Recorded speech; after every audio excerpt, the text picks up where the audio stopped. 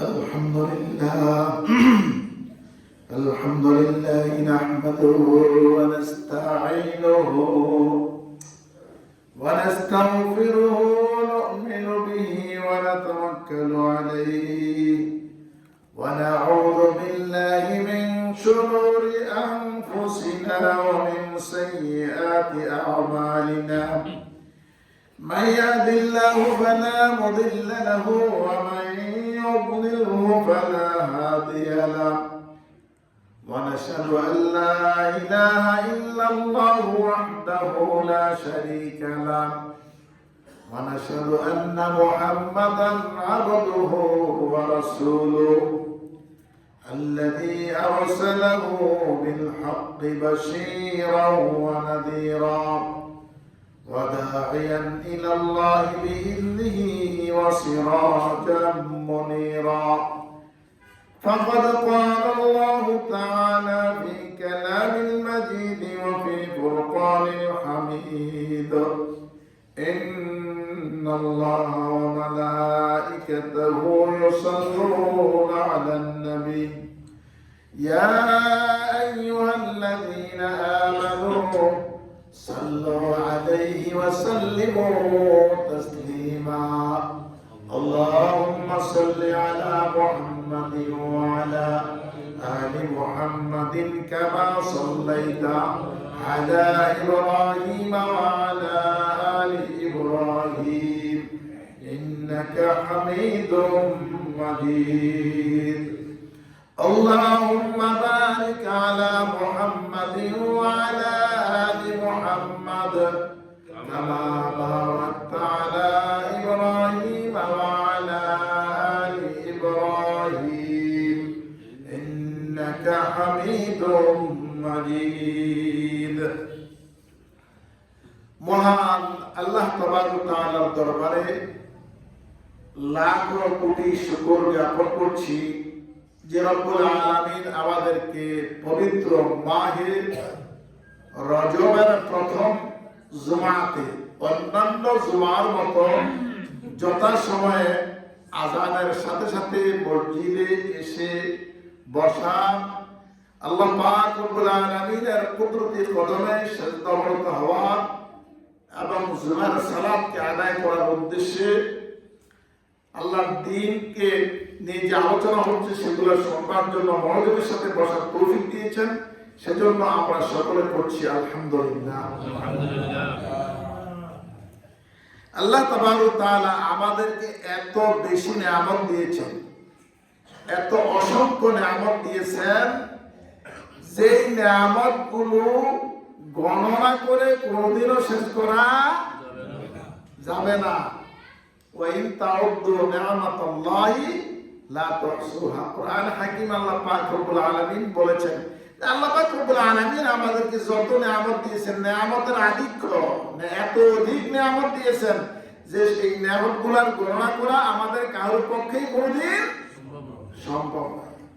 তো এই অসংখ্য অগণিত নিয়ামত, এগুলোর জন্য আমরা আল্লাহ পাক রব্বুল আলামিনের পক্ষ থেকে শিখিয়ে দেওয়া শুকরিয়া আদায় করার যে শব্দ, সেই শব্দ দিয়ে আমরা শুকরিয়া আদায়ের চেষ্টা করব। সবাই করব আলহামদুলিল্লাহ। আলহামদুলিল্লাহ করে এই কথা মনে করার কোনো কারণ নাই যে আলহামদুলিল্লাহ পরেই বোধহয় আমরা শুকরিয়া আদায় করে শেষ করে ফেলতে পারলাম না, বরঞ্চ আমরা শুকরিয়া আদায়ের একটা স্বীকৃতি এই শব্দের মাধ্যমে দিলাম। এই স্বীকৃতিটাকে আল্লাহ পাক অত্যন্ত পছন্দ করেন, মহব্বত করেন। সুবহানাল্লাহ। আল্লাহ পাক রব্বুল আলামিন আমাদেরকে আমাদের মৃত্যু অবধি আমাদের প্রতি সকল নিয়ামতের জন্য সদা সর্বদা শুকরিয়া আদায় করা, সদা সর্বদা শুকরিয়া গুজার হওয়া, শুকরিয়া গুজার থাকবার তৌফিক দান করুন সবাই, আল্লাহুম্মা আমিন। প্রিয় ভাই বন্ধুগণ, মাহে রজবের প্রথম খুতবা আজকে, প্রথম জুমা আজকে। এই মাহে রজব আসলে নবী করিম সাল্লাল্লাহু আলাইহি সাল্লাম দোয়া করতেন, আল্লাহুম্মা বারিক লানা ফি রজব ওয়া শাবান ওয়া বাল্লিগনা রমাদান। সবাই করি আল্লাহুম্মা বারিক লানা ফি রজব ওয়া শাবান ওয়া বাল্লিগনা রমাদান। নবী আকরাম সাল্লাল্লাহু আলাইহি সাল্লাম মাহে রজব আসলে বলতেন, রজবের মাস হলো সওয়াবের নেকের চারা লাগাবার মাস। সুবহানাল্লাহ বলি। এরপর রজবের পর শাবান, রজবের পর শাবান। মাহে শাবান হলো ওই চারাতে, যে চারা এই রজব মাসে লাগানো হলো, ওই মাহে শাবান হলো ওই চারাতে পরিচর্যা করার মাস। সুবহানাল্লাহ। আর মাহে রমজান হলো ফসল কাটবার মাস। সুবহানাল্লাহ। নেকের ফসল কর্তন করবার মাস। তা আমরা অনেকে এরকম মনে করি আসল মাহে রমজান আসলেই আমরা নেকের প্রস্তুতি নেব না। বিষয়টা এরকম নয়। এখন থেকে এই মাস থেকে আমরা অধিক পরিমাণে নেক করার জন্য প্রস্তুতি গ্রহণ করবো। এই জন্য রাসূল আকরাম সাল্লাল্লাহু আলাইহি ওয়াসাল্লাম আমাদেরকে দোয়াটি শিখিয়েছেন, আল্লাহুম্মা বারিক লানা ফি রজব ওয়া শাবান ওয়া বাল্লিগনা রমাযান। আল্লাহ তাবারক ওয়া তাআলা আমাদেরকে নবী আকরাম সাল্লাল্লাহু আলাইহি ওয়াসাল্লামের উপদেশ অনুযায়ী, নসিহা অনুযায়ী এখন থেকে মাহে রমজানের জন্য প্রস্তুতি গ্রহণ করবার তৌফিক দান করুন সবাই মিলে আল্লাহুম্মা আমিন। প্রিয় ভাই বন্ধুগণ, আজকে যে বিষয় নিয়ে খুতবাতে আলোচনা করা হবে সেটা হলো মুসলমানদের হক। এক মুসলমানদের উপরে আরেক মুসলমানের হক। কোরআন হাকিমের সূরাতুল হুজুরাতের 10 নম্বর আয়াতে আল্লাহ পাক রব্বুল আলামিন বলেছেন, বিসমিল্লাহির রহমানির রহিম, ইন্নামাল মুমিনুনা ইখওয়াতুন ফাসলিহু বাইনা আখওয়াইকুম ওয়াত্তাকুল্লাহা লাআল্লাকুম তুরহামুন। এটা সরল অনুবাদ হলো ইন্নামাল মুমিনুনা ইখওয়া, মুমিনরা পরস্পরে ভাই ভাই। সুবহানাল্লাহ বলি। সুবহানাল্লাহ ছোট হয়ে গেল না? সুবহানাল্লাহ।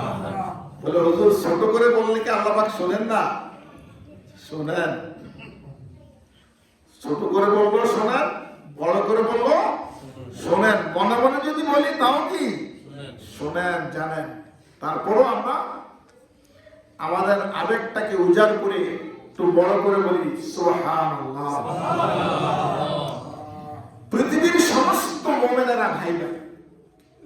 বাংলাদেশের মুমিন, ভারতের মুমিন,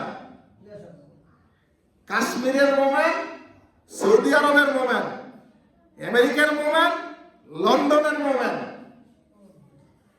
জাপানের মুমিন, সিঙ্গাপুরের মুমিন, গোটা পৃথিবীতে যত মুমিন আছে, যত ইমানদার আছে, সমস্ত ইমানদারেরা পরস্পর কি ভাই ভাই। সুবহানাল্লাহ বলি। পরস্পরের ভাই। ইন্নামাল মুমিনুনা ইখওয়া। ভারতের মুমিনেরাও আমাদের ভাই, পাকিস্তানের মুমিনেরাও আমাদের ভাই, ইরানের মুমিনেরাও আমাদের ভাই, সৌদি আরবের মুমিনেরাও আমাদের ভাই, ফিলিস্তিনের মুমিনেরাও আমাদের ভাই। এভাবে করে গোটা বিশ্বের বিভিন্ন দেশে যত মুমিন আছে প্রত্যেকটা মুমিনের ভাই। সুবহানাল্লাহ। আল্লাহ তাবারক তাআলা এই কথাটি আমাদেরকে বুঝবা এবং অন্তরের মধ্যে জাগ্রত রাখবা এবং সেই অনুযায়ী নিজের জীবনকে সাজাবার তৌফিক দান করুন সবাই মিলে আমিন। ফাসলিহু বাইনা আখওয়াইকুম। আমরা পরস্পর যখন ভাই ভাই থাকি, ভাইয়ের মধ্যে একটু ভুল বোঝাবুঝি হয় না? ভাই কথা বলেন না কেন?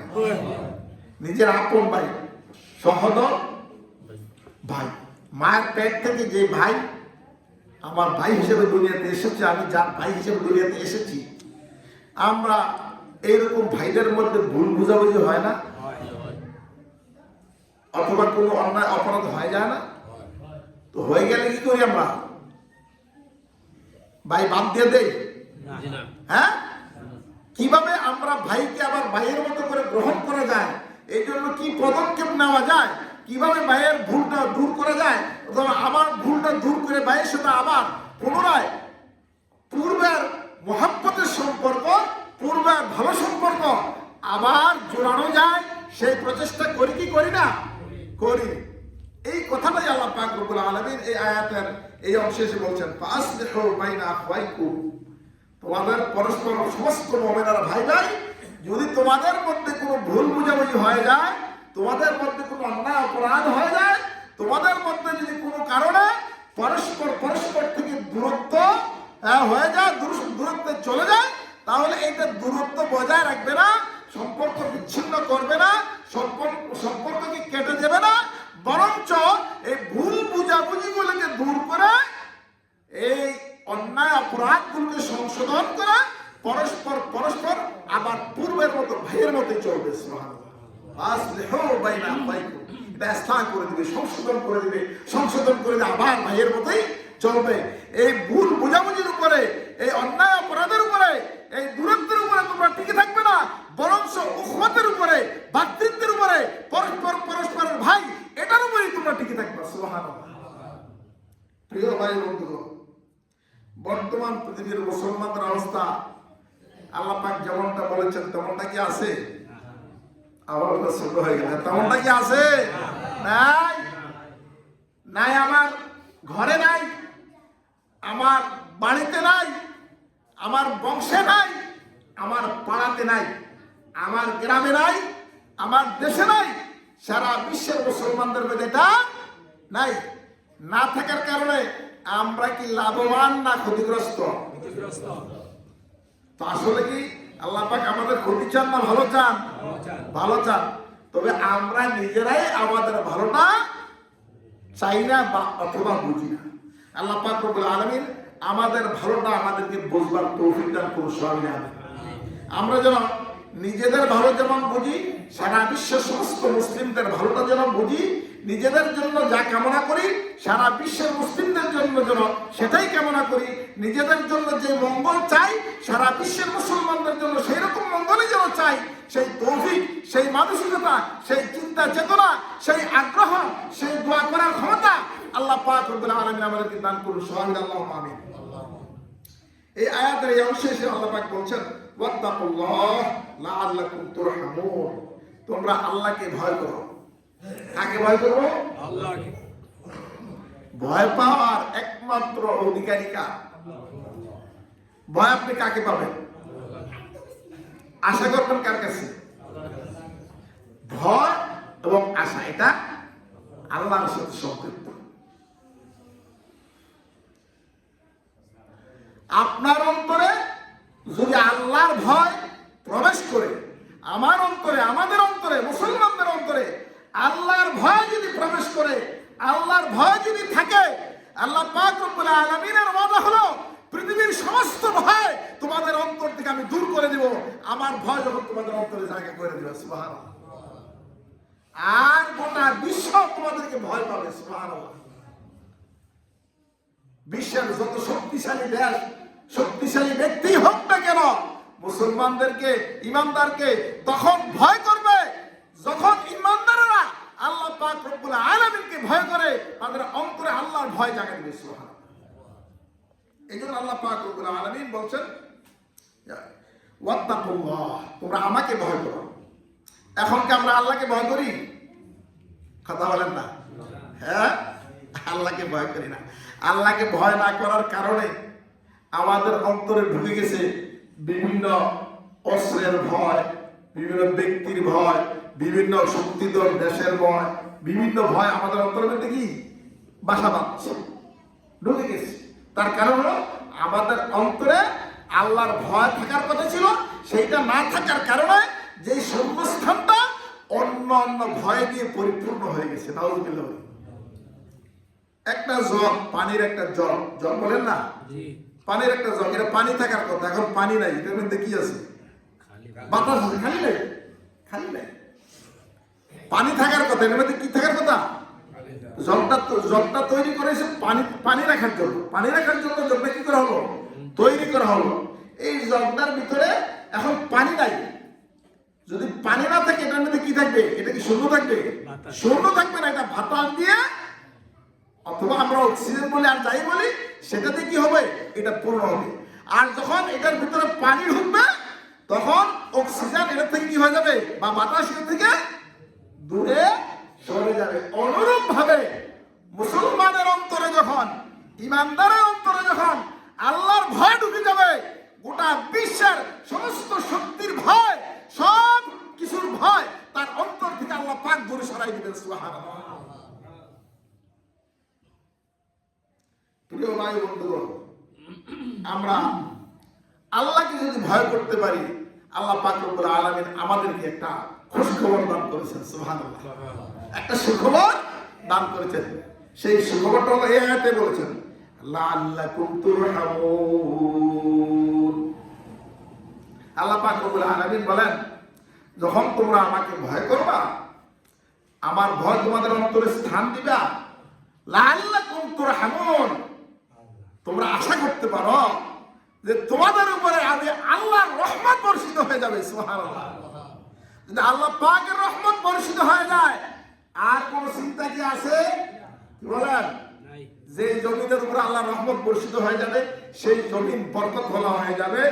যে ব্যক্তির উপর আল্লাহর রহমত বর্ষিত হয়ে যাবে, সেই ব্যক্তি বরকতওয়ালা হয়ে যাবে। যে স্থানের মধ্যে আল্লাহর রহমত বর্ষিত হয়ে যাবে, সেই স্থান বরকতওয়ালা হয়ে যাবে। যেই পরিবারের মধ্যে আল্লাহর রহমত বর্ষিত হয়ে যাবে, সেই পরিবার বরকতওয়ালা হয়ে যাবে। যেই দেশের মধ্যে আল্লাহর রহমত বর্ষিত হবে, সেই দেশ বরকতওয়ালা হয়ে যাবে। যেই পৃথিবীর মধ্যে আল্লাহর রহমত বর্ষিত হয়ে যাবে, সেই পৃথিবী বরকতময় হয়ে যাবে। সুতরাং আমরা ভয় করবো কাকে? আল্লাহকে। আল্লাহকে। আর আশা করবো কার কাছে? আল্লাহর কাছে।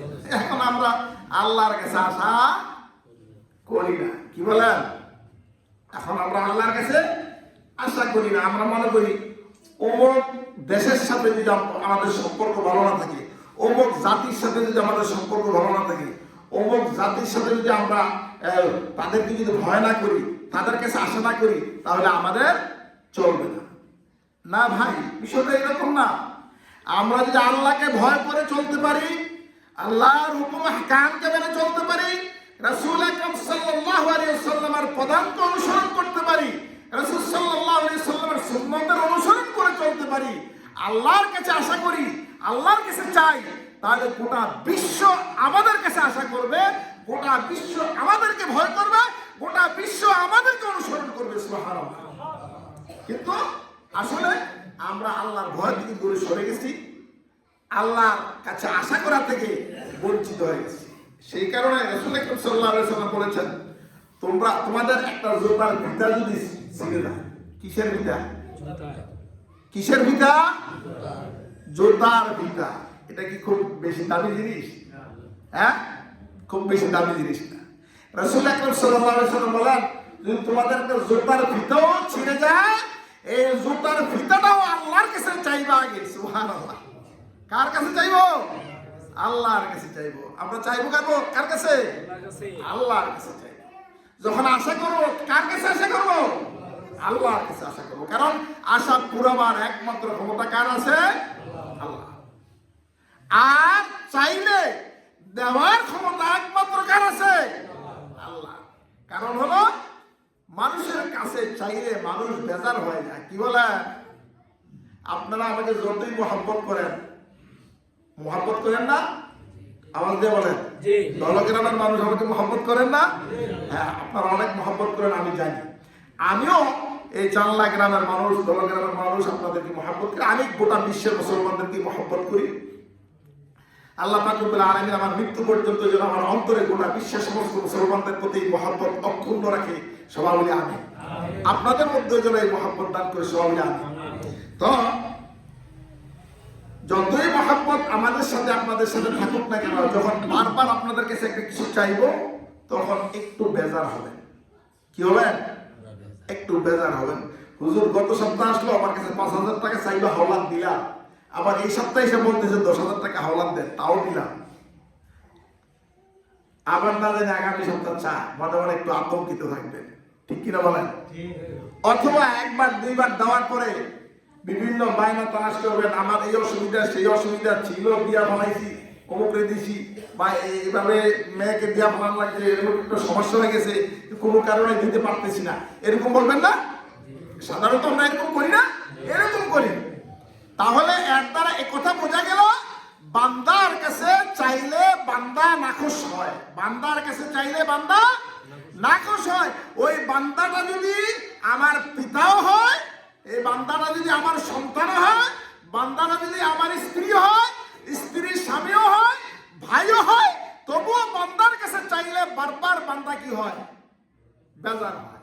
বান্দা কি হয়? বেজার হয়। কিন্তু পৃথিবীতে একটা জায়গা আল্লাহ পাক রব্বুল আলামিন ঘোষণা করে দিয়েছেন, বান্দা একটা জায়গা তোমাদের জন্য আছে যে আমার কাছে চাইলে আমি খুশি হই, সুবহানাল্লাহ, আর না চাইলে আমি বেজার হই। قال النبي صلى الله عليه وسلم من لم يسأل الله يغضب عليه, যে ব্যক্তি আমি আল্লাহর কাছে চাইলো না, আমি ওই ব্যক্তির উপরে রাগ হই, ওই ব্যক্তির উপরে গুসা হই, রাগান্বিত হই, সুবহানাল্লাহ বলেন না? তা আল্লাহর কাছে চাইলে আল্লাহ পাক রব্বুল আলামিন কি হন? খুশি হন। আর আল্লাহর কাছে না চাইলে আল্লাহ পাক কি হন? বেজার হন। আর মানুষের কাছে চাইলে মানুষ বেজার হয়, না চাইলে মানুষ ভালোবাসা আন্তরিকতা অক্ষুণ্ণ রাখে। সুতরাং আমরা চাইবো কার কাছে? আল্লাহর কাছে। আর আশা করবো কার কাছে? আল্লাহর কাছে। তো মুসলমানদের প্রতি মুসলমানদের অনেক হক আছে। সময় যেহেতু কম, আলোচনা এখানে শেষ করব। আপনি তখনই নিজেকে মুসলমান মনে করতে পারেন যখন আপনি নিজের জন্য যা কামনা করেন, নিজের জন্য যেমনটা চান, আপনার মুসলমান ভাইয়ের জন্য তেমনটা চান। কথা কি আমি বুঝাইতে পারলাম? নিজের জন্য কোন অকল্যাণ চান? কথা বলেন না। নিজের জন্য কোন অমঙ্গল চান? নিজের জন্য কোন অশনি, যে জিনিসটা আপনাকে ক্ষতি করবে, আতঙ্কিত করবে, ক্ষতিগ্রস্ত করবে, এমন কিছু নিজের জন্য চান? যদি আপনার নিজের জন্য যা চান তা যদি অপর মুসলমানদের জন্য চান, এইরকম একটা মন মানসিকতা, চিন্তা, চেতনা যদি আপনার উপর, আপনার মনের মধ্যে থাকে, তবে আপনি প্রকৃত মুসলমান। আর এইরকম যদি আপনার অন্তরের মধ্যে না থাকে, তাহলে বুঝে নিবেন আপনার অন্তরে কি আছে? রোগ আছে। কি আছে? কথা বলেন, কি আছে? রোগ আছে। রাসূল আকরাম সাল্লাল্লাহু আলাইহি ওয়াসাল্লাম বলেছেন, আল্লাযী নাফসি বিয়াদিহি লা ইউমিনু আবদুন হাত্তা ইউহিব্বু লিআখিহি মা ইউহিব্বু লিনাফসিহি। কোন ব্যক্তি আল্লাহ প্রকৃত মুমিন ঈমানদার বান্দা হতে পারে না যতক্ষণ পর্যন্ত না সে নিজের জন্য যা চায় অপর মুসলমানের জন্য তাই না চায়। আমার নিজের জন্য যা চাইলাম সারা বিশ্বের সমস্ত মুসলমানের জন্য তাই চাইতে হবে। যদি এরকমটা চাই তাহলে আল্লাহর বান্দা হতে পারলাম। আর যদি এরকম না হইয়া আমার জন্য কল্যাণ চাইলাম, অপর মুসলমানের জন্য অকল্যাণ চাইলাম, তাহলে কি আল্লাহর বান্দা ঈমানদার মুসলমান মুমিন হওয়া গেল? সুতরাং ভাই, আমাদের অন্তরকে আমরা একটু যাচাই বাছাই করি। কি বলেন, যাচাই করবো না? ইনশাআল্লাহ আমাদের অন্তর একটু যাচাই বাছাই করি। আমাদের মধ্যে যে এই ধরনের কোনো ভুল ত্রুটি থাকে, অপর মুসলমানের প্রতি হিংসা বিদ্বেষ থাকে, অপর মুসলমানের প্রতি শত্রুতা থাকে, অপর মুসলমানের ক্ষতির চিন্তা থাকে, এগুলো আমাদের অন্তর থেকে আমরা দূরে সরাই দেই। আমাদের অন্তরকে ফ্রেশ করি, একেবারে পবিত্র করি, সুন্দর করি, যাতে করে আমি আমার নিজের জন্য যা চাই, সমস্ত মুসলমানের জন্য তা চাই। সেই তৌফিকটা আল্লাহ পাক আমাদেরকে দান করুন। সবাই মিলে আমিন। ওয়া আখিরু দাওয়ানা আলহামদুলিল্লাহি রাব্বিল আলামিন। যারা সুন্নাত করেন নাই সুন্নাত করেন।